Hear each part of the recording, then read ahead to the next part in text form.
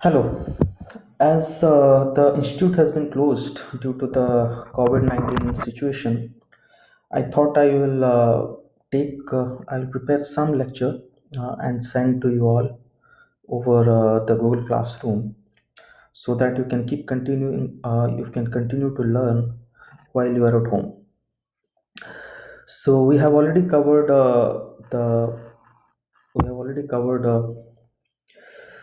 the neural networks by complete hand coding from the basics.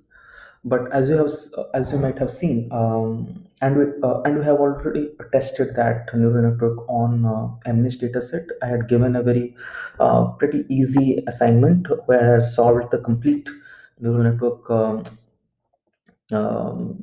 through the basic hand coding from the fundamentals, and then I had asked you to comment on every line of that code. Hopefully you have completed the assignment and submitted it. It is very essential to understand the fundamentals of the neural network.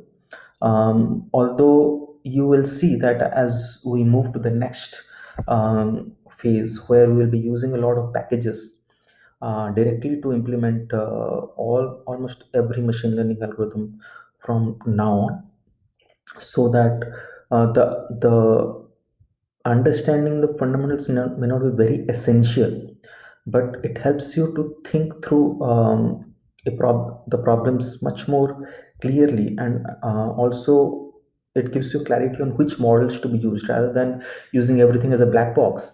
If you know what is happening behind the scene, you will be able to design much better models. So there's where we will start today with the most popular package of machine learning today, which is the TensorFlow package, which comes which integrates very seamlessly with the Python packages. It is what is a package which is designed by Google, and it, as the name suggests, the name is TensorFlow. Tensor is any tensor basically is a fancy name for matrices. It's any matrix which is more than two-dimensional matrix. We call it as a tensor. It's basically so as you might have seen in the previous hand coding of the complete neural networks, basically the flow of data was from the image till the final 10 neurons, so, which were like the neuron for deciding whether it is 0, whether it is a 1, whether it is a 2, up to whether it is a 9. So there were 10 neurons at the end. There was an image in the beginning which had a number or in it, and based on, and there were neurons which we uh, set in between, and then we completed a fully connected network, which is a fully densely connected neural network, where every neuron is connected to every other neuron. And then we took the decision of whether there is which number was in the original image. So the way it was done was, original image had maybe this is a different let me do it on a different sheet. So the way it is was done was, the original image had 28 by 28 pixels.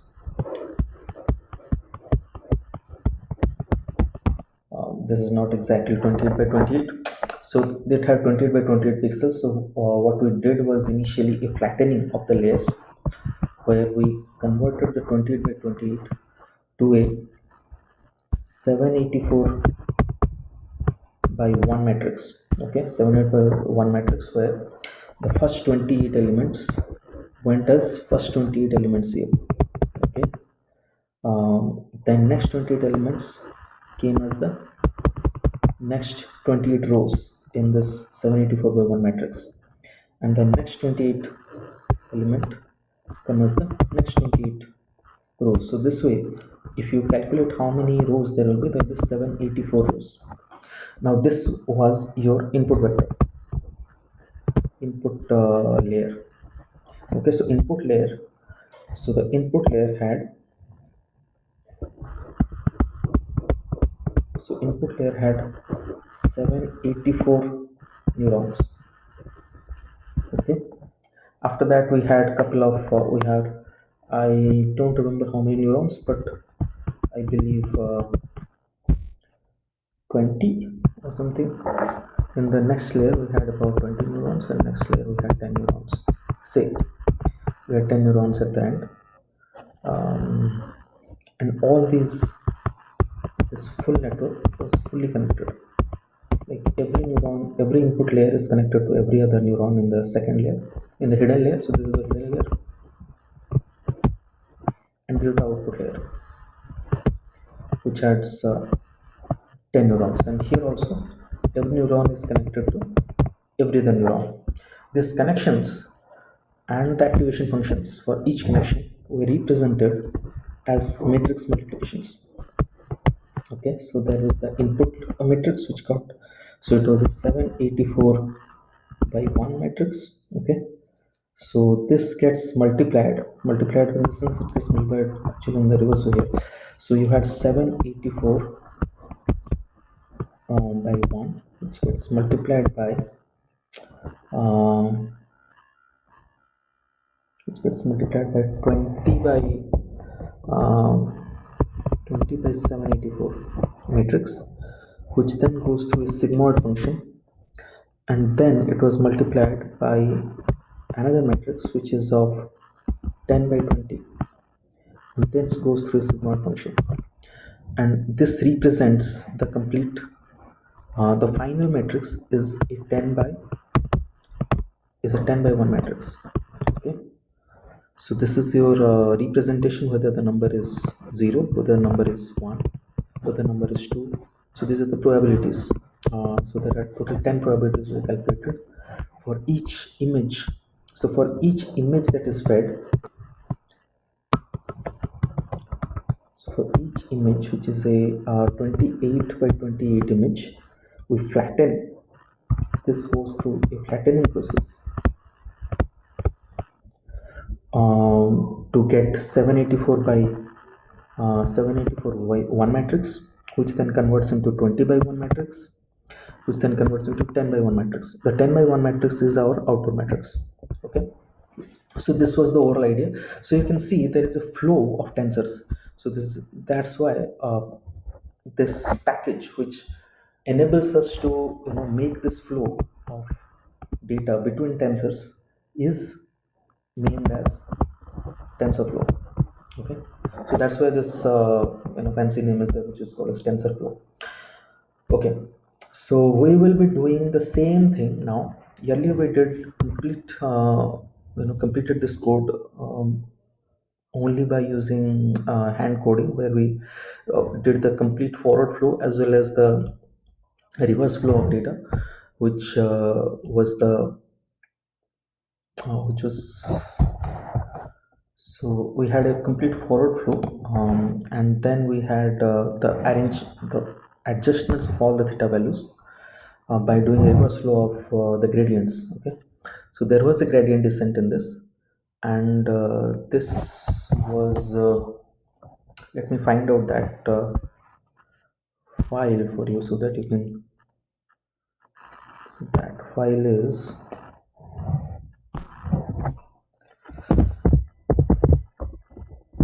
in our classroom I had uploaded. So let me check if I have that in the assignment in the classroom. Let me open that.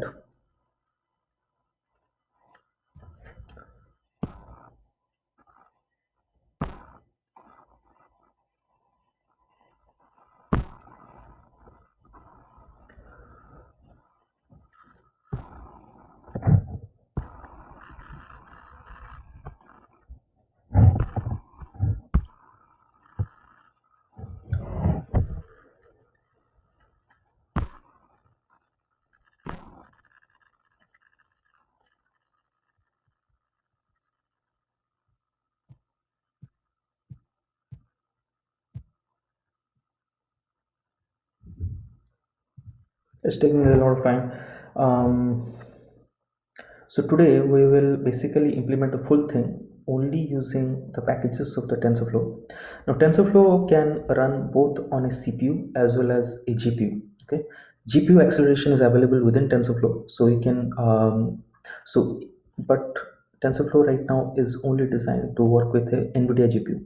So if you have NVIDIA GPUs on your computer, because it uses the programming language CUDA, which is the programming, which is a language of the NVIDIA GPU. So if you have NVIDIA GPU on your computer, you can leverage that GPU for faster computation.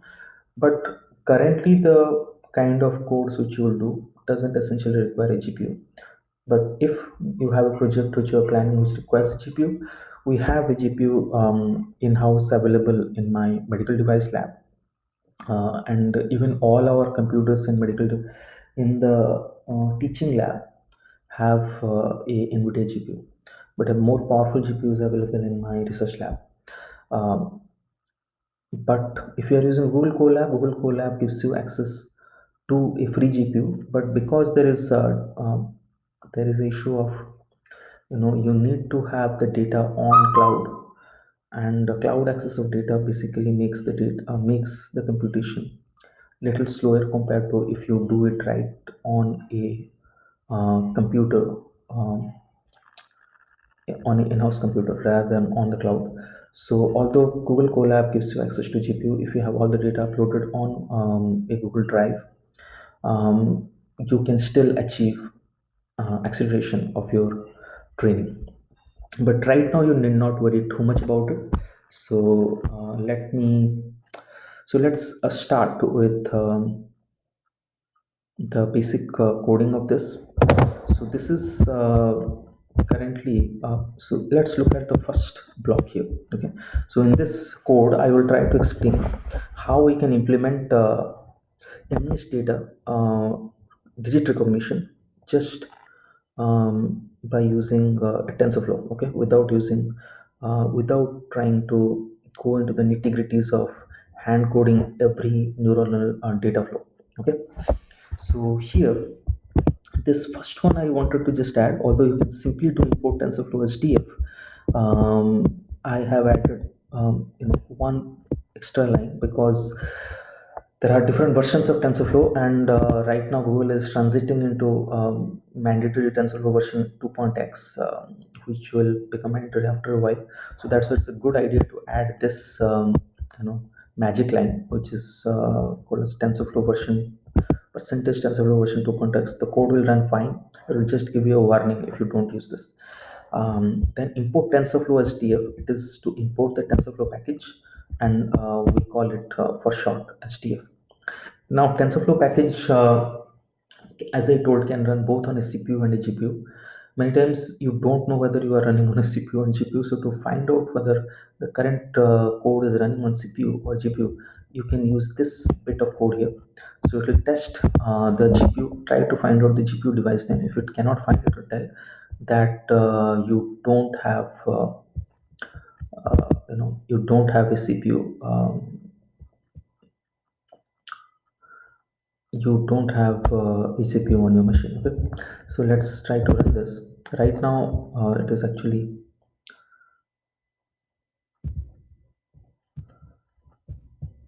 so the runtime which I have selected for this is a CPU runtime.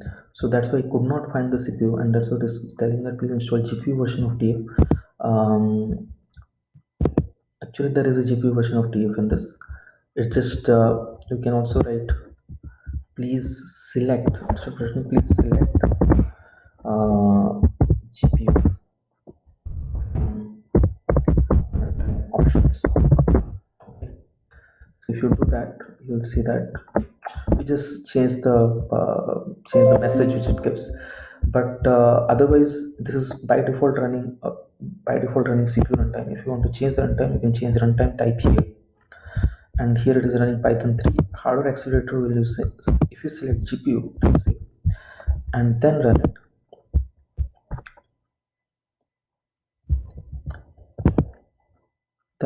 then you'll see that it will show the GPU device which is selected by TensorFlow. Okay, so TensorFlow 2.x selected, and then it will tell you also the GPU device. So GPU 0 is selected. Okay, so you can even so for now, let's go ahead with the CPU runtime ones, and I will show you later what acceleration we can achieve with respect to CPU. Okay? So let's go ahead with the CPU device and restart the runtime. Um,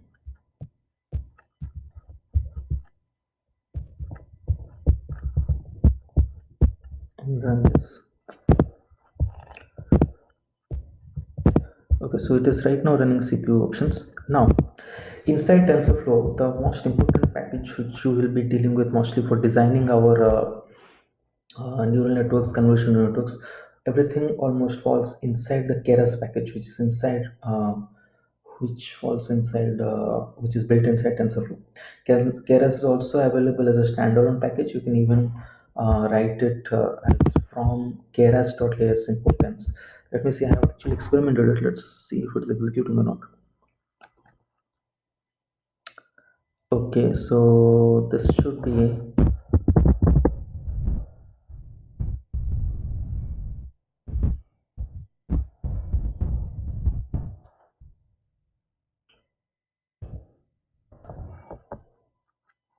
Okay, so from the TensorFlow.keras.layers, I have imported the dense layers, input layer, and activation functions. Okay, activation functions can be of different types. Till now, we have only studied the sigmod activation type. Okay? Dense connections are basically every neuron is connected to every other neuron. Okay, input layer is the first layer of the neural network, and this has a particular holder. The TensorFlow provides a particular holder um, titled as input, to which you can hold the initial input data. Then you have TensorFlow. Then this is the models. You import the TensorFlow.keras.models. You import model. Then NumPy as NP and matplotlib as PLT. Okay. After that, as we had done earlier, we will import the MNIST dataset, which is already built into tf.keras.datasets. And then this MNIST dataset has again, if you load it, it has data which is split into a training set as well as testing set. If you want to see the training set, so it is the x underscore train shape. So this will give us the shape of the training set. You can see there are 60,000 images of 28 by 28 pixels, okay, which is in the training set. And y underscore train dot shape. We look at this are 60,000. 60,000 means every element. This is the label for every 60,000 images which are present in the training set. Okay, so basically it is if I go back to my board here, so MNIST data set you have like this. You have the training set x underscore train, which has these 28 by 28 like this. There are 60,000 images. This is your x train, and y train has the labels. For example, here there was a image which is 7, then here it is 7. If it is 0, then it is 0 in the next element. So that way these are arranged. Similarly, you have 10,000 images in the test set and 10,000 labels in the y underscore test, x underscore test. So you have x underscore test, you have 10,000 images, and y underscore test, you have 10,000 labels. Now, if you go back to our code here, so this was the shape. If you want to see one image, what you can do is you can actually plot PLT plot im show. You can do x underscore train. It's the first image in x underscore train. If you want to see, let's see how it's showing. Yeah, it is showing. Actually, there is no color image. It's just a black and white image. You can actually change the color map. C map is equal to PLT dot C binary.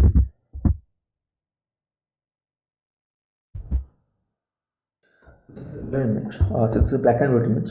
If you want to see its actual data, you can even show it in the array form, which is x underscore train 0. This data is shown in the array form. Okay, so where you have 28 by 28. So every row here you see, from this is the first row. Okay, this is the second row. You can see all of these are black because there is no data in this. So actually here it is shown as the blackish ones are 1, and the actually it is shown in reverse. It has to be plt.cm dot let me see if there is any there.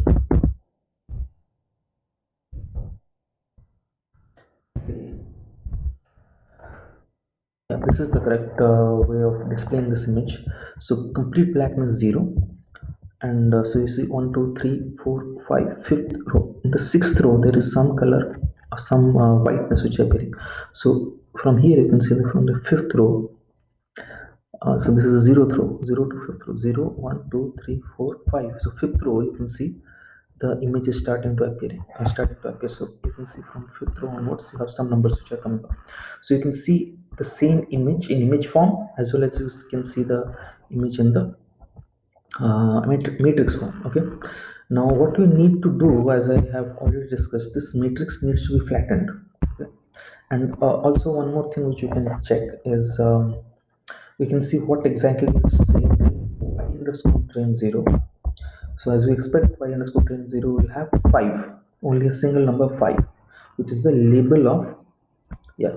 So y underscore train 0 has 5. Okay, so this is the label of this image. Okay, now these images, if you have seen, again let's go back to x underscore train.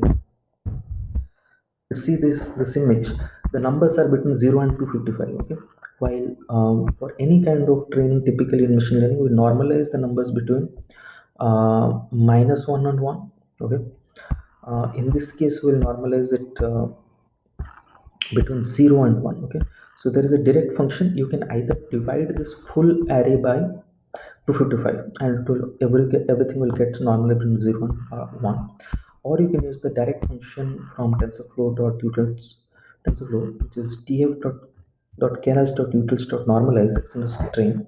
Now if I run this and then I just again look back at my, now this did for all the 60,000 images, but let's only look at the output for the first image.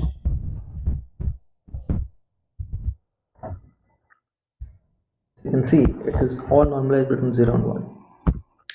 Everything got normalized between 0 and 1. You can also see the image again by running this code here, which will still look the same because the scale is now changed, but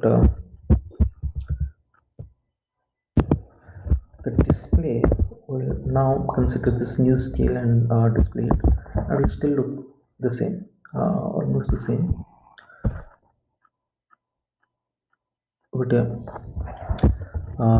it is looking different, but the data is still, you can multiply the full array with 255 and you'll get back the original image. Okay, so every image now is scaled between 0 and 1. We do the same for the test set. We do the same for the test set to normalize the full test set. Then we convert the current training labels into a categorical label. Okay, what do I mean by categorical label? Let me show you that. So let's first see what is y underscore train 0. Now 5. Now let's convert the full thing into a categorical label, and then again see what is y train equals 0. After converting to categorical, you can see the 0 1 2 3 4 5, fifth element has become 1. So in a way we are converting if a label is given as 5, we are creating an array which is having total 10 numbers. Okay, 0 0 0 0 0 1.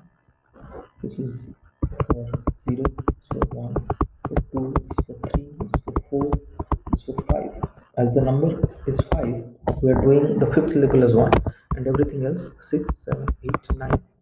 So these all go 0. If something will have, say, a label of 1, we'll write it as 0, 1, 0, 0, 0, 0, 0, 0, 0, 0. Okay, so something of this sort. So by this command, these two commands, we have converted by these two commands, we have converted our labels into categorical labels. Okay, all the labels, all the 60,000 labels in training set and all the 10,000 labels in the test set were converted into categorical label. After this, this one is non-essential, deleted. Now what I need to do is I need to now convert the 28 by 28 matrices into 784 by 1 matrices. Okay, so that is what I am doing through this command. So my 28 by 28 image matrices is reshaped into so len extrain is 60,000 comma 28 multiplied by 28. This means, so we take the train shape extrain underscore shape 1, which will be 28 by 28. If I want to look at it, I can one by one run this. So extrain underscore shape 1 colon external shape is basically what? External underscore shape is 60,000 comma 20 comma 28 28 comma 28. If I write 6 this as 1 colon, like start, so we are removing the zeroth element in this. This has 3 elements, 60,000, 28 and 28. So now it will return as 28 by 28. So what we are doing is, if I add this np dot product, if I multiply np dot product with this, I put this matrix output, everything in this matrix gets multiplied. So 28 multiplied by 28, 784. So basically this number here is 784. Okay, and this number len extrain is 60,000. We can test this here. Len x underscore train 60,000.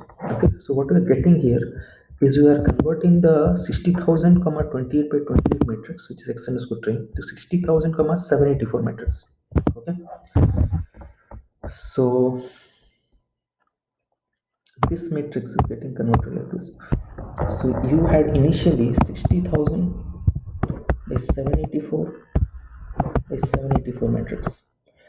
We are converting this to, sorry, by 28 by 28, 60,000 by 28 by 28 matrix.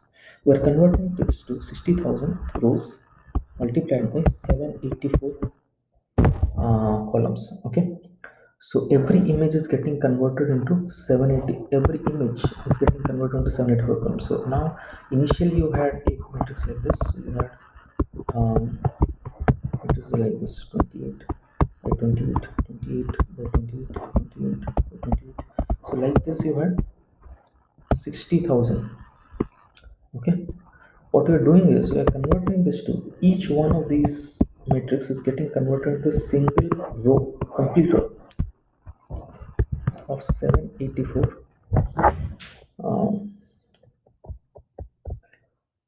okay, 784 elements, 784 columns. So it is and 784 columns, so there are 784 columns in this. Okay, and such columns we have 60,000. So you have a matrix which is having 60,000 rows and 784 columns. So that is what we are doing here. We are converting extrain from the original extrain. We are reshaping the extrain. We are reshaping the original extrain matrix into a new extrain matrix. Okay, and original extract matrix into a new extract matrix. If you would like to see, we can actually so we can run this, and after running this we can create a new code and then see what is x underscore train shape. The x underscore train dot shape is now 60,000 to 784. Okay, similarly x underscore test dot shape is 60,000 by 10,000 by 784. Okay, now we'll start building the actual model. Okay, actual model of the TensorFlow based neural network. So the first layer of the neural network will be a 784 row input. Okay, so that's what we are writing here. Input is equal to shape input. We are taking the input which we have already imported in the very top here. Okay, we have imported these three things. Okay, dense, input, and activation from TensorFlow.layers.keras.layers. Okay, and that we are going to put here. So first layer is input image is equal to input shape equal to 784. Okay, so first layer we are creating, which is first layer is simply a 784 rows, one column. Okay, 784 rows, one column. This is the input layer. This one is going to, the next layer is we are creating a dense layer of 300. Let's not do 300, let's do 30. Okay, next layer is a say let's do 100 neurons, 100 neurons with the activation function of sigmoid function, and to this we are feeding the input layer. Okay, so basically this means that I am creating a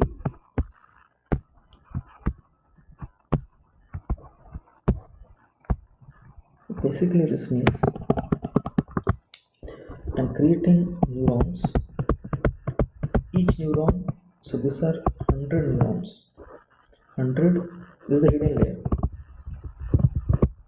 is the input,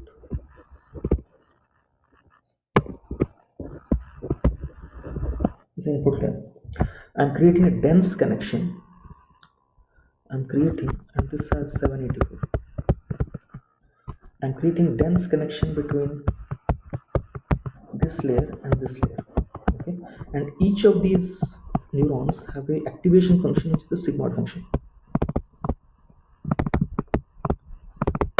Okay, after that we will put 50 more neurons in the next layer, 50 neurons in the next layer, and we'll again create a dense connection, and each of these neurons will again have a sigmoid activation function. Okay, each of these neurons will have a sigmoid activation function. So see how we are creating this. We are creating the input image, which is basically it's not an image, it's actually a single array of 784 comma 1.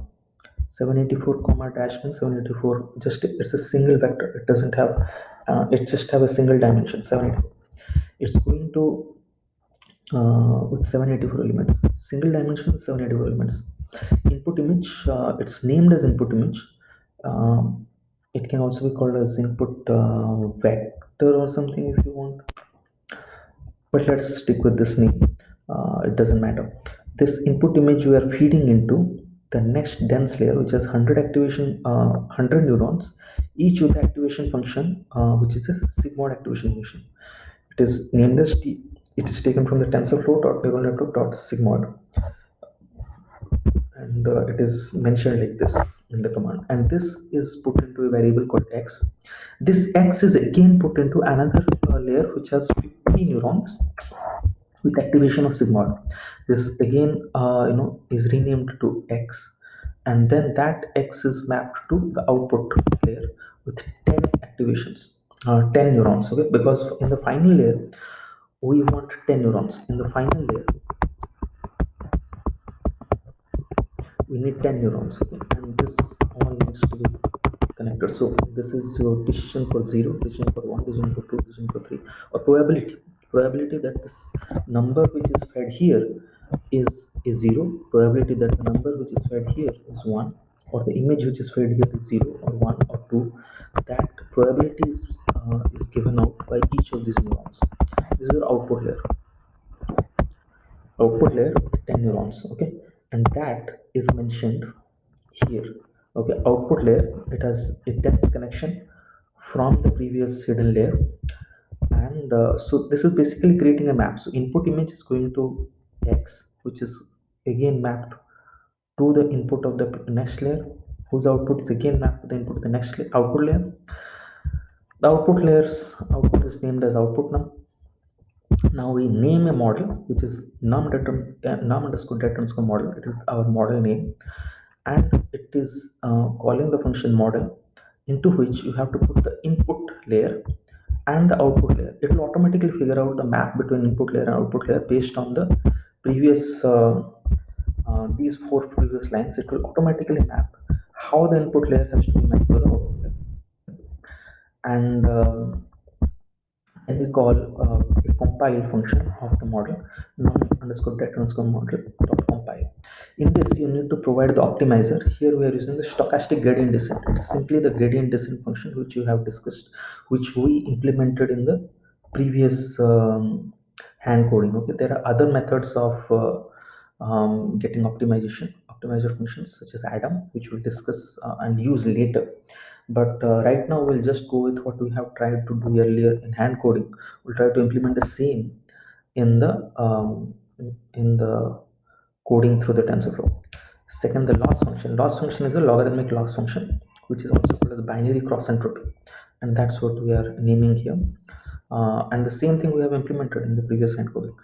Matrix which we'll be using for which should be displayed to us during the compilation of the model, we name it as accuracy. We want the accuracy to be displayed while the model is getting trained.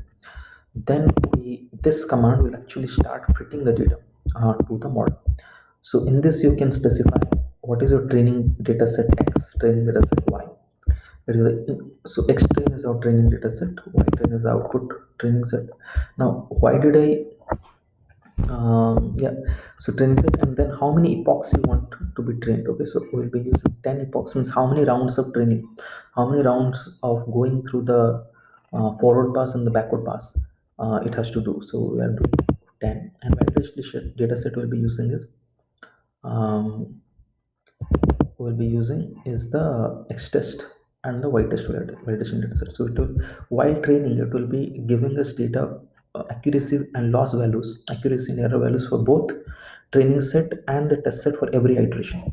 Okay, so now we can run this, and you'll see it will start. It has started training, and you can see the accuracy is increasing rapidly. So within one iteration, it could hit 90% accuracy, and after that accuracy is not increasing too much, but the loss function is reducing. Okay. So we are just using 10 iterations to save time here, but you can do more to get better accuracy. You can hit up to 97% accuracy by changing different layering arrangement, by increasing more number of layers, increasing number of layers, increasing nuance within the number of layers, by changing activation functions, by yeah, changing the loss function, you may be able to get better accuracy. So there are many ways in which this can be optimized, but right now we have got 90% accuracy. To validate this although this is already validated the data on our training set accuracy. So this is your training set accuracy, and this is your test set accuracy on this side. So training set and test set are almost matching with each other. Um, Training set and the validation set. Here actually we have not created a separate validation set. We're using our test set as a validation set here. So now to look at how exactly this is, how to use this model to actual prediction.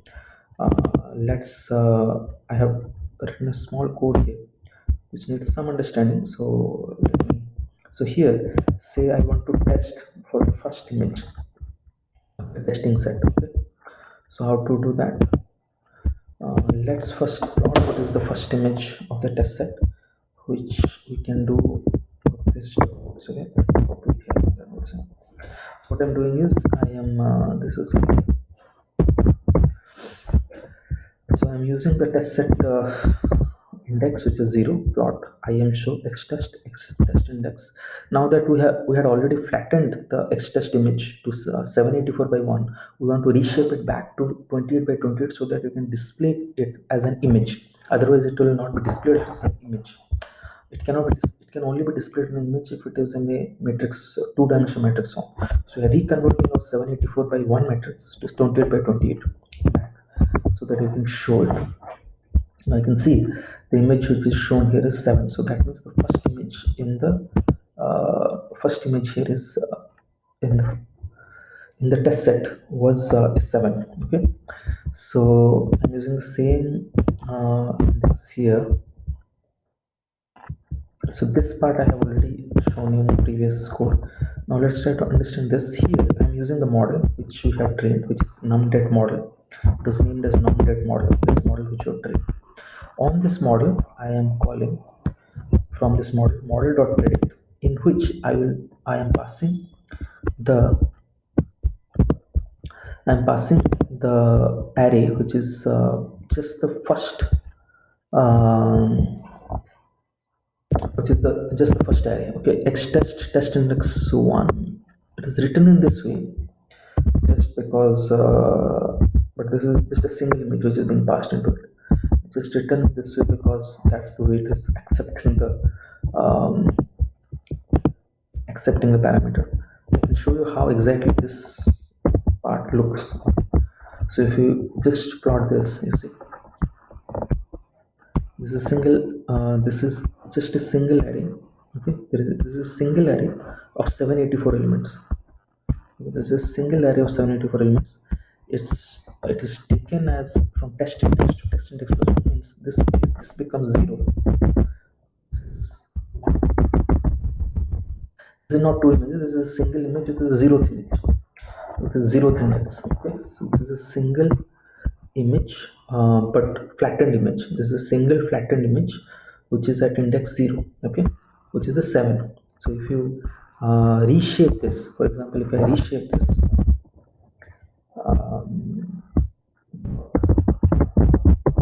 28, if I make the right way of reshaping, yes, then what this produces is a 7. We can actually display this. We can display this using plt.img.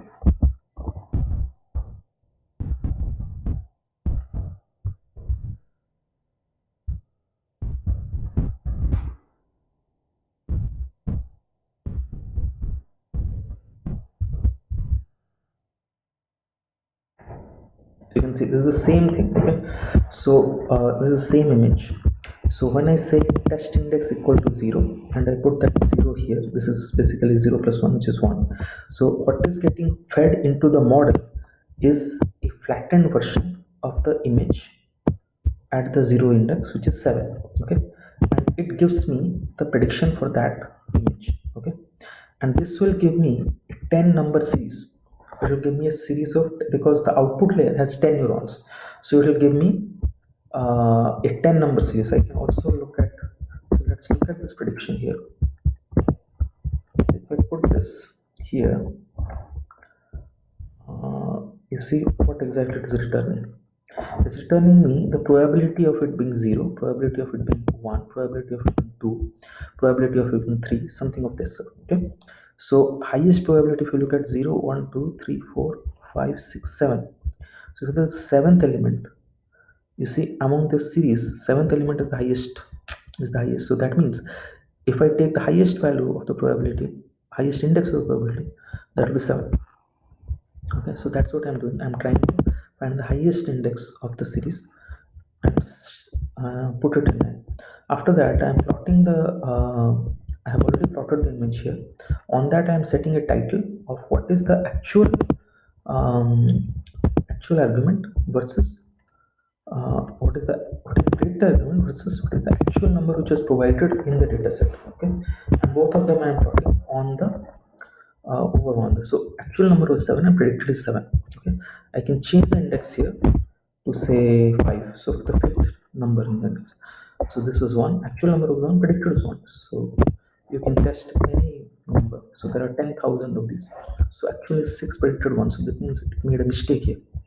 Okay, so if you do 59, something of, you'll see 90% of the time it will be correct. It is again wrong in this case, but 80% of the cases it will be 90%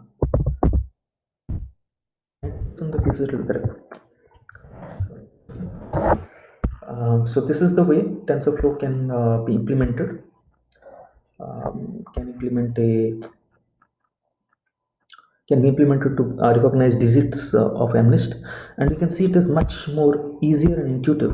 The overall algorithm is actually within just this block. Okay, the model is designed and trained only within this block. So with just 5 to 6 lines of code, you are able to do a handwriting recognition problem.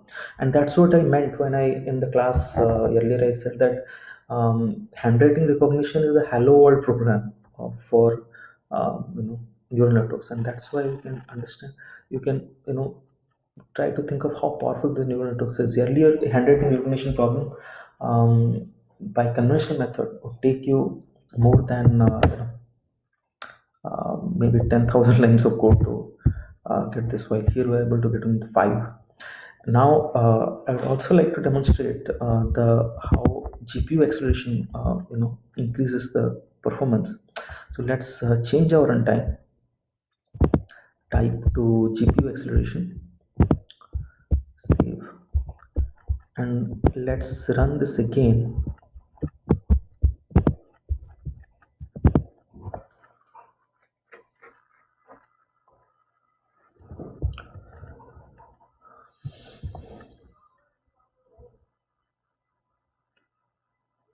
Okay, so device is selected.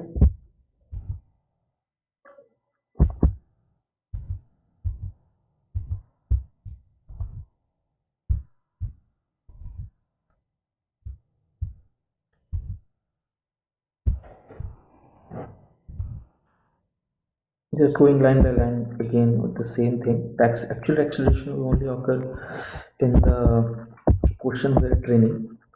So if there is an actual, I'm not sure if you will be able to see that acceleration in lab very clearly. But if you are doing it on your own machine, you'll be able to see very clearly acceleration. Because Colab has a lot of data access also, which is happening on the cloud, which makes certain things slow. So here, let's run this again and see if there is a acceleration when the code starts training.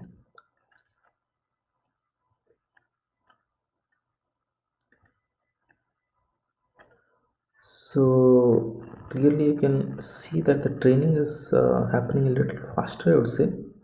Although, as I told, it will not be very apparent in this set. So during 10 iterations, you can test in your own computers. If for bigger sets, you will definitely see that using GPU increases your time of iterations. So here every iteration is around taking 5 seconds. It's taking about 5 seconds per iteration. I forget what was the value of iteration speed for the CPU acceleration. So the rest of the things are the same. The accuracy and everything else will be same. So it is just we have hit 90% accuracy. You can change, say, certain other things. For example, you can add, say, one more layer. So let's try to add one more layer here, which is having, say, 20 more neurons, and then see what is the accuracy.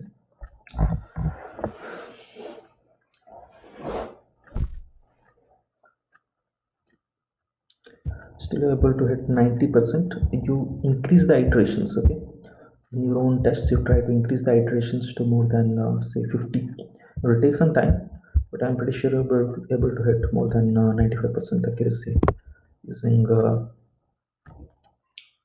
more number of iterations. Here also I don't think it is going beyond 90.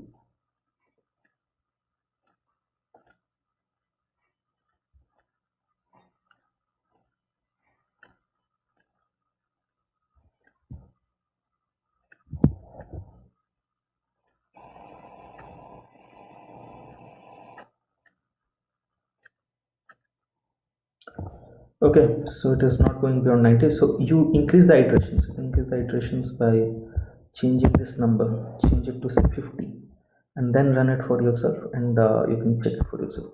But this is all that I wanted to show for TensorFlow implementation. I will be sending an assignment. I'll be uploading this part for your own reference on the Google Classroom. I'll be sending an assignment on MNIST fashion MNIST dataset, which has a lot of different items, which has to be recognized, not just numbers, but is a very similar dataset, and you try to work over that and get some results for yourself. Thank you for now, and hope you have a good stay at home and stay safe. And see you again when you return. Thank you.